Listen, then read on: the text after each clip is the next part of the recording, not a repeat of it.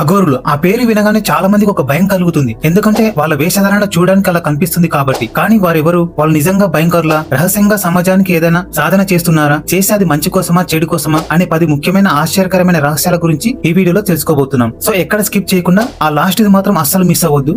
And దాంతో పాటు ఈ వీడియో గురించి మీ అభిప్రాయం ఏంటో కామెంట్స్ లో కామెంట్ చేయండి తప్పకుండా. Fact number 1. అఘోరులు శివుని భక్తులు. అఘోరులు పరమశివుని వారి తండ్రిగా భావిస్తారు. ఘోరత అంటే భయం, అఘోర అంటే భయం లేని వారి అర్థం. సో దీన్ని బట్టి మనం అర్థం చేసుకోవాల్సింది ఏంటంటే వాళ్ళు భయాన్ని జయించిన సాధకులని అర్థం. ఇలాంటివి ఇంకొని చెప్తా, ఫస్ట్ సబ్స్క్రైబ్ చేసుకోండి. Fact number 2. శ్మశానంలో సాధన. అఘోరులు ఒక ప్రత్యేకమైన తంత్ర సాంప్రదాయానికి చెందిన సాధకులు. వీరి పద్ధతులు సాధారణ ప్రజలకు విరుద్ధంగా కనిపించవచ్చు, కానీ వీరు జీవితం, మరణం, భయం, దివ్యత్వం మొదలైన వాటిని ఒకే రూపంలో చూస్తారు. వీరి ప్రధాన దేవత కాళీమాత లేదా భైరవుడు. Fact number 3.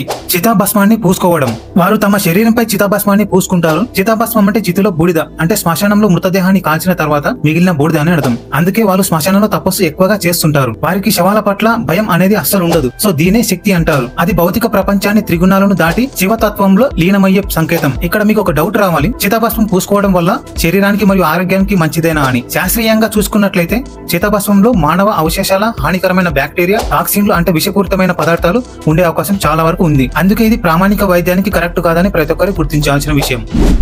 Fact number 4. మానవుని మాంసాన్ని తినడం. కొందరు అఘోరులు శవ మాంసాన్ని తింటారన్నది పచ్చి నిజం, కానీ ఇది తపస్సులో ఒక భాగం మాత్రమే. మానవ రుచి కోసం అస్సలు కానే కాదు. ఇది తమ అహంను నాశనం చేసే సాధనం అంటారన్నమాట. సో ఇక్కడ గుర్తు పెట్టుకోవాల్సిన విషయం ఏంటంటే ప్రతి ఒక్కరు ఓన్లీ చనిపోయిన శవాన్ని మాత్రమే తింటారన్నమాట. ఈ అఘోరులు ప్రతి ఒక్కరు భయభ్రాంతులకు గురవుతుంటారన్నమాట ఆ అఘోరులను చూసి. సో ఇది గుర్తుంచుకోవాలి ప్రతి ఒక్కరు. Fact number 5. ఈ అఘోరులు చనిపోయిన మానవుని చెయ్యి, కపాలం లేదా చితాభస్మం వంటి మానవ అవశేషాలను తమ సాధనలో ఉపయోగించుకోవచ్చు. ఇది సాధారణ ప్రజలకు భయంకరంగా కనిపించినా కానీ వారి తంత్ర సిద్ధాంతానికి ఇది ఒక పవిత్రమైన ప్రక్రియ. And fact number 6. అఘోర సాధన అంతా ధైర్యం కోసం మాత్రమే. వారు భయం అనే భావనను పూర్తిగా తొలగించాలనే లక్ష్యంతో జీవిస్తారు. తమ శరీరానికి తిండి, దుస్తువులు, కనీస అవసరాలు ఉండకపోవచ్చు, కానీ వారు మనసు లోకమంతా కంట్రోల్ చేసే విధంగా ఉంటుంది.